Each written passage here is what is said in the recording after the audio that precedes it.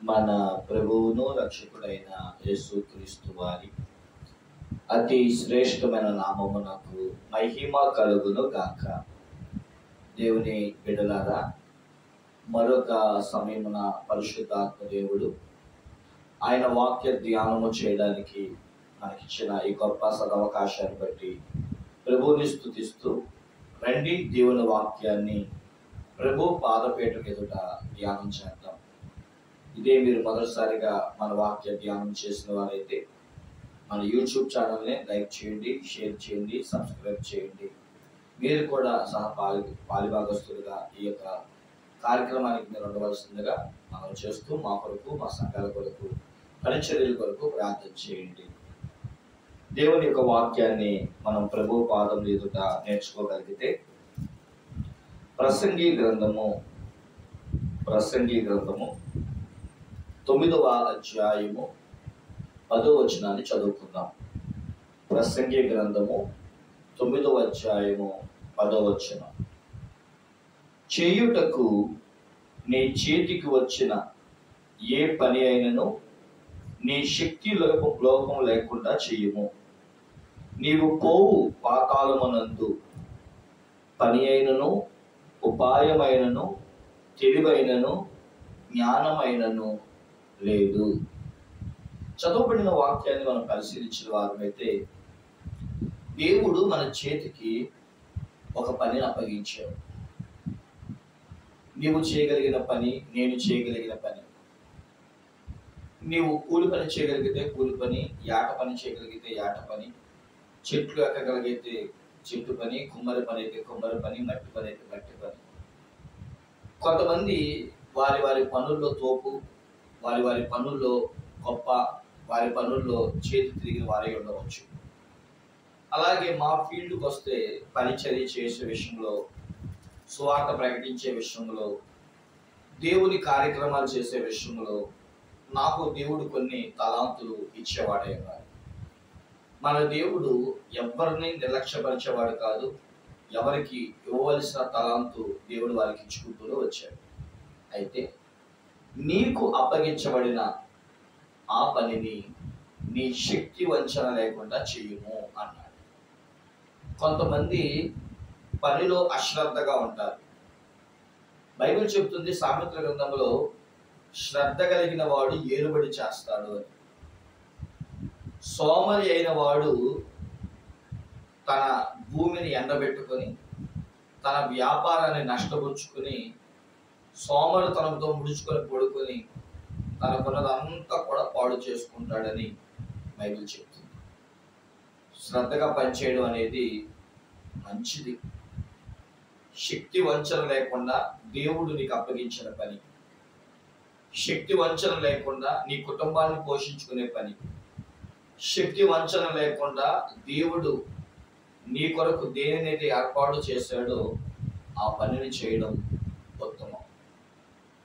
ఇక్కడ మనం చదువుకున్న లేఖన భాగంలో మనం చూసిన వారమైతే ఆ పై వచనాలు కూడా మనం చదువుకునే ప్రకారం అవన్నీ అక్కర్లేని విషయాలు అయినప్పటికీ దేవుడు నీకు ఇచ్చిన ఆ పనిని కనుక మనం భూమి మీద చేయకుండా తర్వాత చేద్దాంలే, ఎవరు ఎక్కడికి పోతారో ఏంటిలే అనుకుని ఉంటే ఓ మాట రాశాడు పరిశుద్ధాత్మ దేవుడు.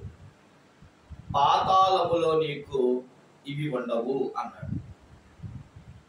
ఈ భూమి మీద నువ్వు చేయవలసినది కనుక నువ్వు చేయకపోతే తర్వాత చేద్దాంలేదో చాలా మంది పిల్లరా రేపు చూద్దాంలే, రేపు చేద్దాంలే అంటా ఉంటారు. కొంచెం పని బద్ధకం బట్టో, ఒళ్ళు నొప్పులు బట్టో, అలసిపోయానో దేవుడు వారికి అప్పగించిన పనిలో నిర్లక్ష్యాన్ని ఉంచుతూ ఉంటారు. టైలర్ అనే ఒక డేవియన్ టైలర్ అనుకుంటా, ఆయన సువార్త ప్రకటించి ఇంటికి వచ్చారు. ఆయన ఎన్నో సువార్త సభల్లో సువార్త ప్రకటించి బాగా అలసిపోయి ఇంటికి వస్తే దేవుడు ఆ దైవజనుడితో మాట్లాడన్నారట, మీ పనమ్మాయితో ఒకసారి మాట్లాడు.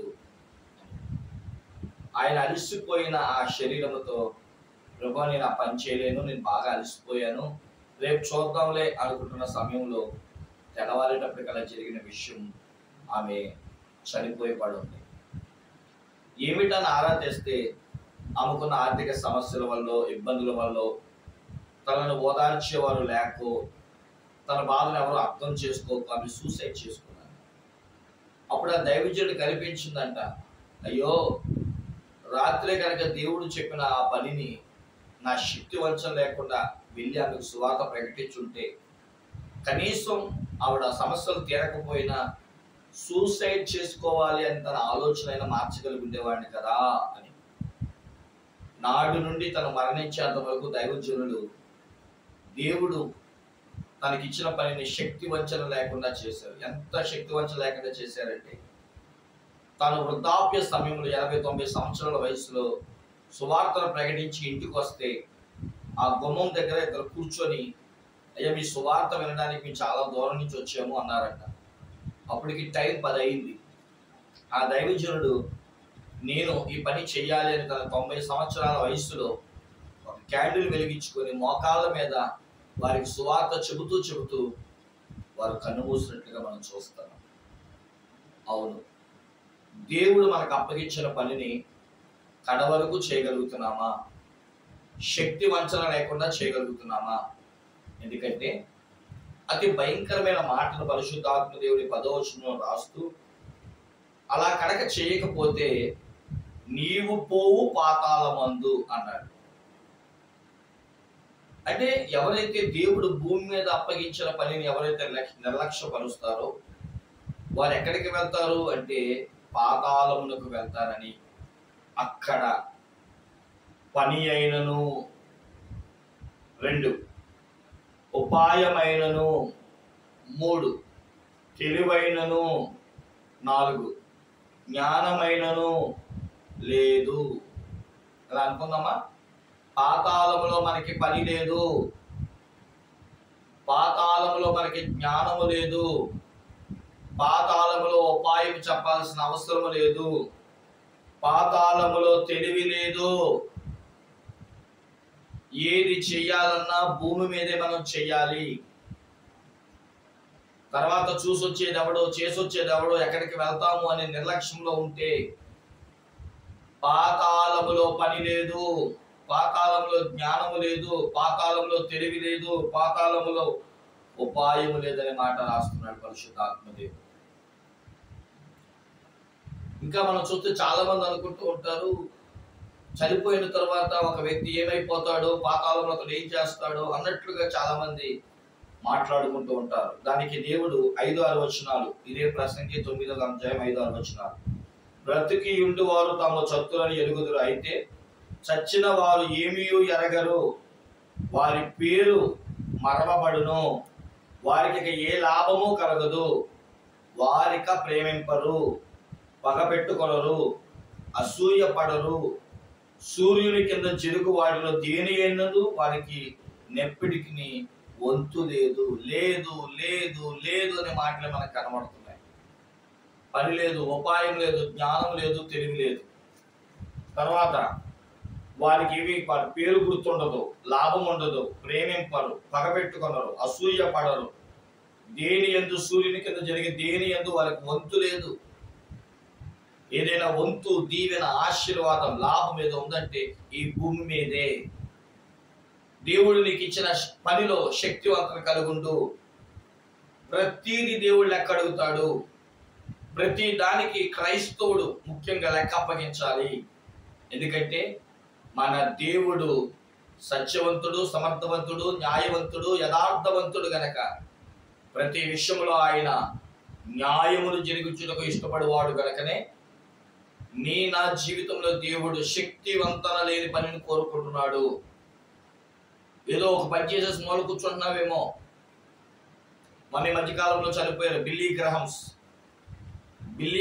గారు సువార్త ప్రకటిస్తే 3 లక్షల మంది వచ్చేవారంట. అయితే బిల్లీ గ్రహమ్స్ గారు అంటే నేను చదివిన మాటల్లో ఇంచుమించు ఆయన 3 లక్షల మందికి బాప్తిస్మం ఇచ్చి ఒక రోజు అనుకున్నారంట, నేను ఇక చేయాల్సిన సువార్త అయిపోయింది, 3 లక్షల మందిని దేవుడి కొరకు సంపాదించాను, నాకేంట్లో అనుకున్నారంట. ఆ రాత్రి ఆయన నిద్రపోతున్నప్పుడు దేవుడు దర్శన రూపాన్ని చూపించారు.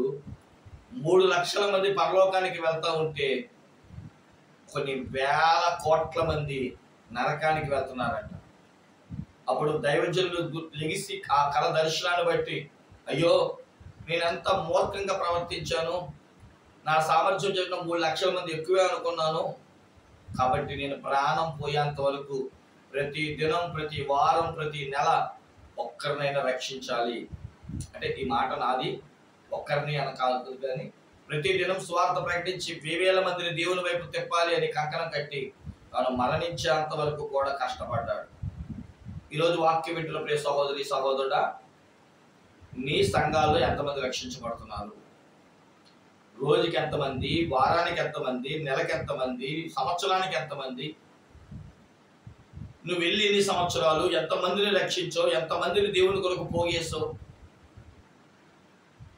నీ కుటుంబమే నీకు సరిపోతుంది. అందుకని బైబిల్లో మాట ఉంది కదా, ఎవరికి వారు వారి సొంత పనులు చేసుకుంటున్నారు కానీ దేవుడి పనులు చేయట్లేదు.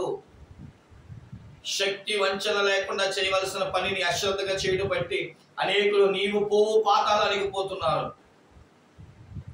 అక్కడ పని ఉండదు, ఏడుపు పండ్లు కొరకు తప్ప మరొక పని ఉండదు. అక్కడ తెలివితేటలు చెప్పడానికి, ఉపాయం చెప్పడానికి, జ్ఞానం చెప్పడానికి, వివేకం చెప్పడానికి ఎవరు లేరు అక్కడ. కాబట్టి ఇప్పుడే దేవుడు నేను కోరుకున్నాడు, శక్తి వంచనమైన నీ పని నువ్వు ఎంతవరకు చేయగలుగుతావు చేయి. అది స్వార్థ అయినా, పరిచర్య అయినా, కన్నీరైనా, ప్రార్థన అయినా, ఉద్దేశం ఏదైనా, శక్తి వంచన లేని పనిని దేవుడు కోరుకుంటుండగా ముడుచుకొని నేను అంతా చేసేసాను, సంఘానికి సేవకుడికి 1,00,000 రూపాయలు కానికి ఇచ్చేసాను అనుకుని విరమిస్తున్నావేమో. శక్తి వంచన లేని పని కొరకు ప్రభు ఈరోజు మాట్లాడుతుండగా, ప్రభు నేను అంత తప్పు చేశాను, క్షమించండి. ఆయన కలువరి శిలువలో నా కొరకు కాల్చిన రక్తమును నేను వెలపెట్టినట్లుగా ఎంతకి అంతకి మంచి సంఖ్యకు పరిమితం చేశానేమో, నన్ను క్షమించమని ప్రార్థన చేసుకో ప్రభా. నా జీవితంలో శక్తి వంచన లేని పని చేస్తాను ప్రభా చెప్పగలిగితే నాతో పాటు కలిసి ప్రార్థన చేయండి. ప్రార్థన చేసుకుందాం. మహాపరిశుద్ధుడు అయిన మా తండ్రి, మహోన్నతుడానికి వందనాలు, స్తోత్రాలు. వీళ్ళ వాక్యం ప్రకారం ఎంతమంది అయితే తమ జీవితాలు మార్చుకుంటున్నారు అటు వారిని కృప చూపించి శక్తి వంచన లేని పని చేయగలిగే కృప దయచేయమని యేసు పరిశుద్ధ నామాన్ని వేడుకొంచున్నాం మా పరమ తండ్రి. ఆమేన్. అందరికీ మరణాత.